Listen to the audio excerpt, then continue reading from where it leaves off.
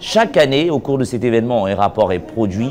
Des personnalités de haut niveau nous font la gentillesse d'être avec nous. Et nous sommes en compagnie de Richard Bell, qui est l'ambassadeur des États-Unis en Côte d'Ivoire. Bonjour, Son Excellence. Bonjour. Monsieur l'ambassadeur, comment est-ce que vous allez?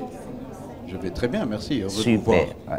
Alors, c'est votre première participation à l'événement Conférence XPI? À cet événement, À cet événement. Et qu'est-ce que vous pensez de cette initiative qui est portée par l'agence de notation financière Bloomfield? C'est très pertinent et voilà pourquoi. Pour progresser, un pays a besoin d'investissement. Les investisseurs ont le choix. Un investissement, c'est une dépense basée sur l'optimisme. Et donc, il faut avoir une perspective positive, mais également fiable sur l'avenir d'un pays. Alors, poser des questions vraiment pointues et obtenir des réponses crédibles, c'est très très pertinent.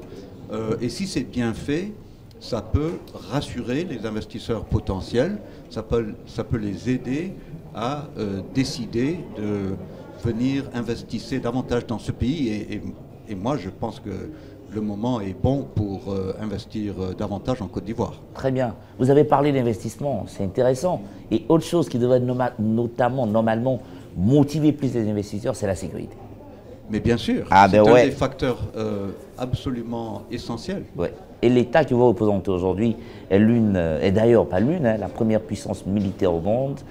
Comment est-ce qu'aujourd'hui les États-Unis nous aident pour ce qui est tout ce qui est risque sécuritaire interne et externe? Déjà d'abord avant, par rapport au maintien, à l'accompagnement, quel regard vous portez déjà sur le risque sécuritaire interne et externe ici en Côte d'Ivoire? Alors, je suis là parce que tout à l'heure, je vais participer à un panel justement sur ces questions d'ordre sécuritaire. Je crois que la Côte d'Ivoire a retrouvé un niveau de stabilité, de paix sociale qui est vraiment le bienvenu, mais il y a une menace externe qui plane sur le pays, surtout dans le nord. C'est la menace de l'extrémisme violent, et l'extrémisme violent, ce n'est pas seulement un synonyme de terrorisme. Le terrorisme, c'est de la violence extrême. Et l'extrémisme violent, il y a une idéologie derrière. Et ça donne beaucoup de force à ce phénomène. Et donc il faut le prendre au sérieux. Mais la Côte d'Ivoire prend ce phénomène au sérieux. Et j'applaudis la vision du leadership ivoirien. Je crois qu'elle est exactement la bonne. C'est qu'il faut avoir le soutien de la population. Il faut avoir des relations de confiance entre la population et l'État. Et c'est ce que l'État s'efforce de renforcer. Et nous, dans le respect de la souveraineté de ce pays, nous sommes parmi les amis, les partenaires qui appuient les efforts ivoiriens. D'accord. Alors, appuyer les efforts ivoiriens. Donc, du coup, la dernière question, comment est-ce que aujourd'hui le gouvernement américain que vous représentez aujourd'hui va vraiment accompagner ce maintien, va vraiment appuyer cette stabilité ivoirienne? Alors, dans le domaine sécuritaire, nous avons depuis plusieurs années un programme qui s'appelle la police de proximité, en anglais Community Policing. Et je suis vraiment très heureux que le panel de tout à l'heure, sur ce panel, il y aura Monsieur le ministre de l'Intérieur et de la Sécurité, parce que lui, c'est un grand champion de ce programme. Et vous savez que le leader, il donne le ton. Il y a beaucoup d'exécutants, plus bas que lui dans l'organigramme, mais c'est très important que les leaders donnent le ton. Et Monsieur le ministre de l'Intérieur et de la Sécurité, le général Wagondo Diomandé, est vraiment un champion de la police de proximité. Et la police de proximité, c'est une approche pour vraiment gagner et maintenir la confiance de la population. Très bien. Vous également, vous êtes un champion de la diplomatie américaine. J'espère.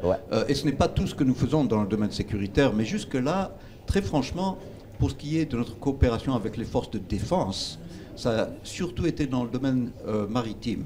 Et ce que je cherche vraiment à renforcer maintenant, c'est la coopération terrestre, disons.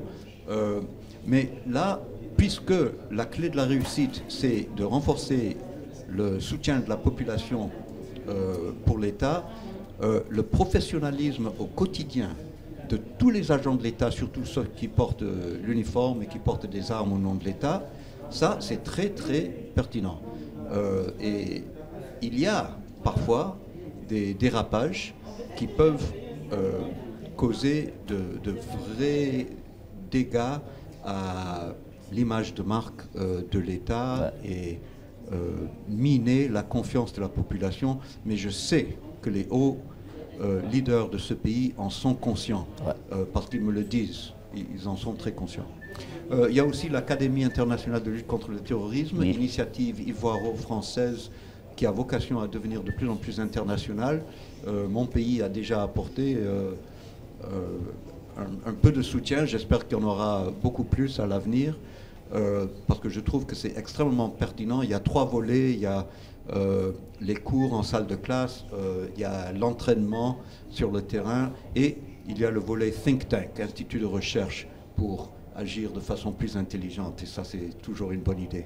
Ah, mais nous également, on est tout heureux de vous avoir. Merci de votre soutien personnel, parce que vous êtes présent pour la première fois à cette 6e édition de la conférence RISPI. Nous étions en compagnie de l'ambassadeur Richard Bell, l'ambassadeur des États-Unis en République de Côte d'Ivoire, tout en rappelant qu'il est avec nous pour cette 6e édition. Merci de nous avoir suivis. On attend encore une autre série d'interviews pour vous faire découvrir les personnalités de haut rang et ces diplomates de haut rang également qui nous font l'amitié de nous soutenir.